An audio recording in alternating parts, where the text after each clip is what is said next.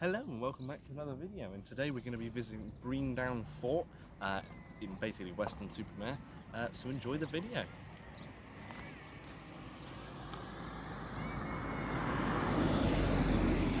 We're going to be going up there where all those people are going up.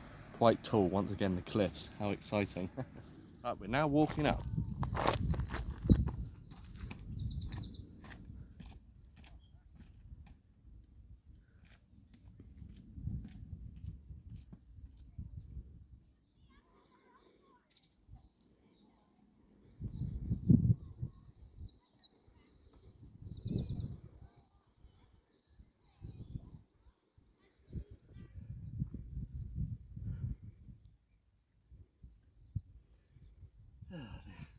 We made it, folks. Oh god, quite the climb if you ask me.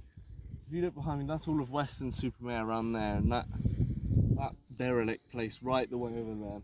We drove past that as we came in, and I don't know really why. It had a lifeboat garage thing where they park it and they launch them out, but the bridge was falling to pieces and everything, which is quite interesting. That's the Grand Pier there, and then it goes along. So we'll see you at the fall.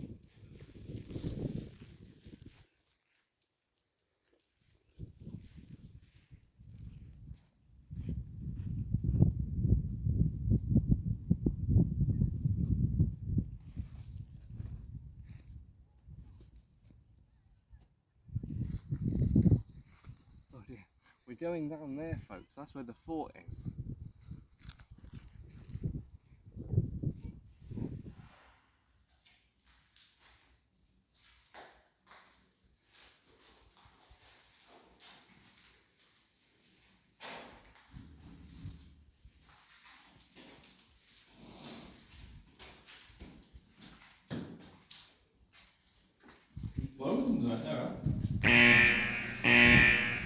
There's a ship! There's a ship! Call the people to fire the guns! There's a ship! There's a ship!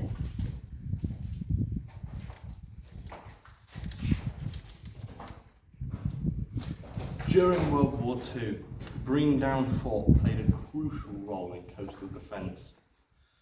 It was also used as a training ground for soldiers and artillery crews who were preparing to defend the nearby coastline from potential enemy invasions.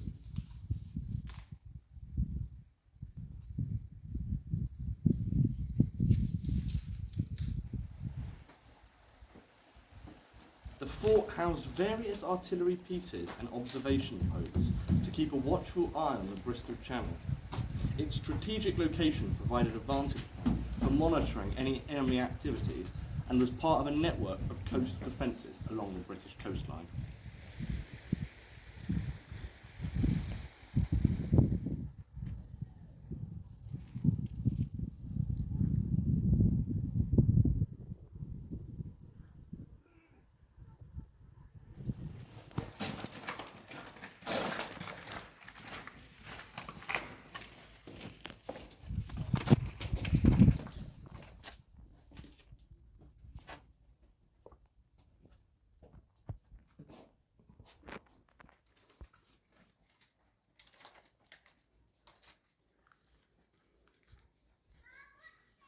Today, Brean Fort stands as a testament to the country's military history and offers visitors a glimpse into the past.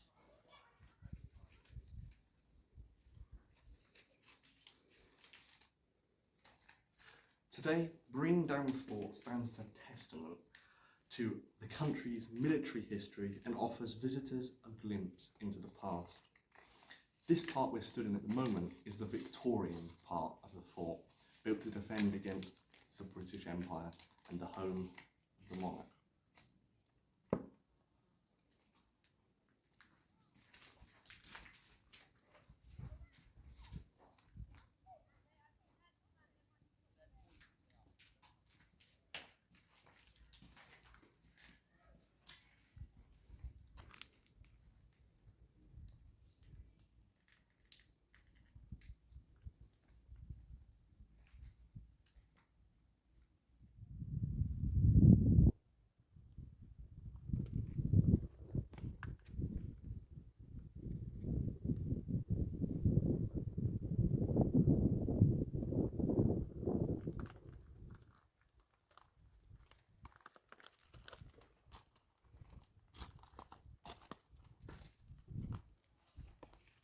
These were the officers' quarters. Unfortunately, they're locked up, but behind them there's some signs, so maybe they will open them soon, which would be quite good.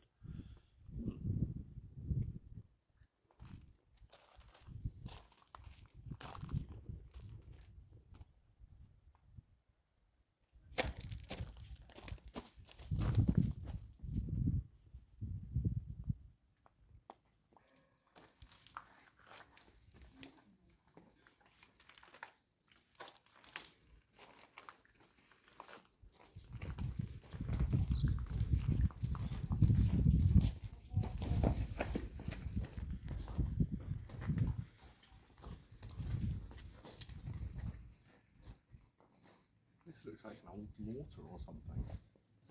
Could be. We're going underneath now to find out.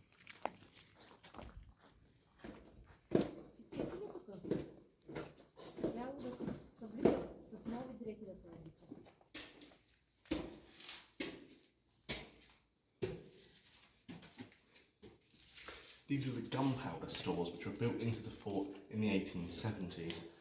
They were quite good for storing gunpowder because obviously you can't feel it, but it is quite cold down here, so if a loose spark came down here, it should be extinguished quite quickly.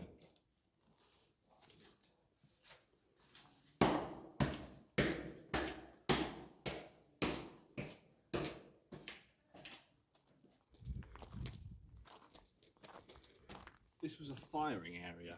This was also built during the 1870s, and these big tracks you see on the floor, you'd put the cannon on that, and using ropes and things attached to those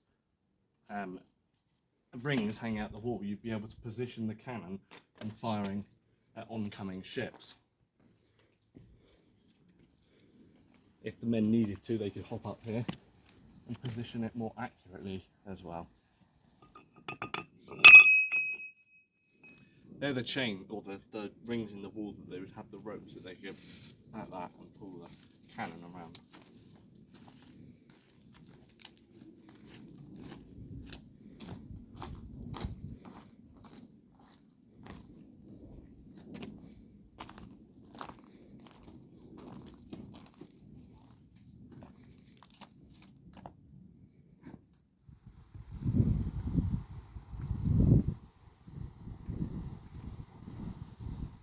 Surely it was here, because that was there. This track that I'm standing in now would have been used for cannons to roll along, all the way along. They'd be positioned and loaded there. They would come all the way along, and then they would fire using something here, and they would fire off into the distance, and they would blow up any oncoming ships and protect the fort once more.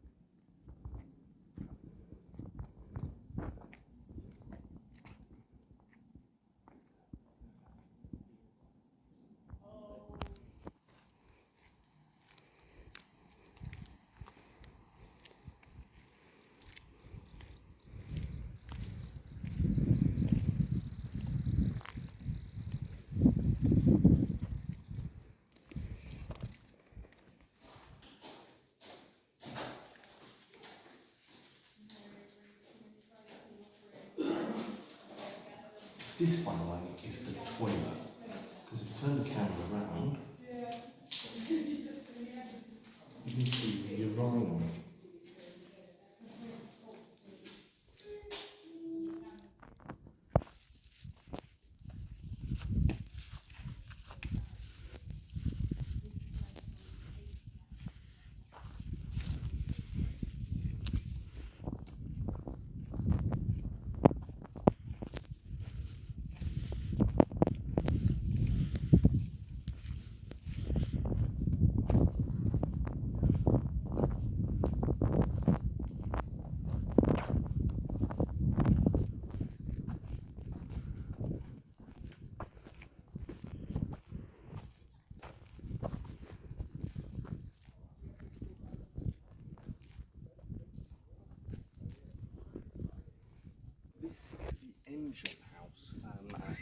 where the generators would have sat. That one there, that one there, that one there, and that one there. And they would power the whole fortress, basically. It was added in 1941, and it powered the rest of the fort until it got taken apart in 1976.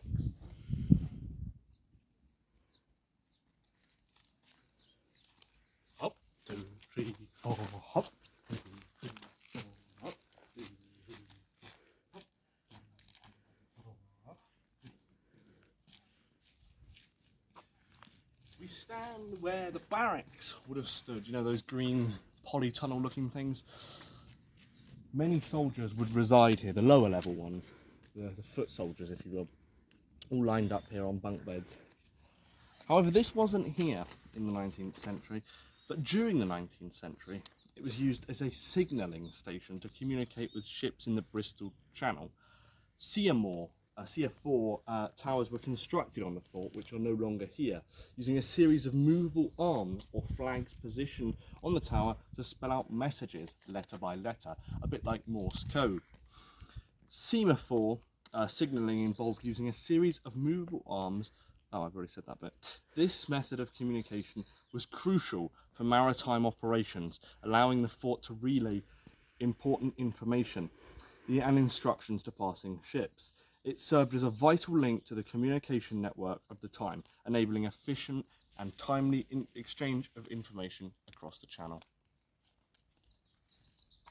During the Victorian era, Brean Fort was used as a training ground for soldiers who were part of the Palmerston Forts network. The Palmerston Forts were a series of coastal defences built across the British Empire during the 1860s under the direction of Prime Minister Lord Palmerston. These forts were constructed to protect key strategic locations from potential invasions.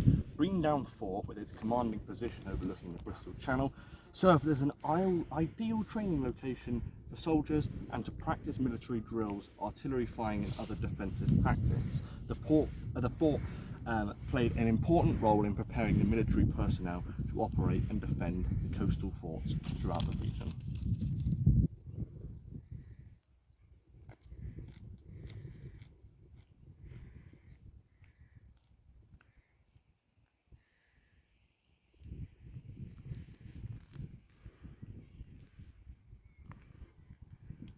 Thanks guys everyone for watching this episode of A Walk Through Time. We today have looked at partially the Victorian era and we've also looked at World War II.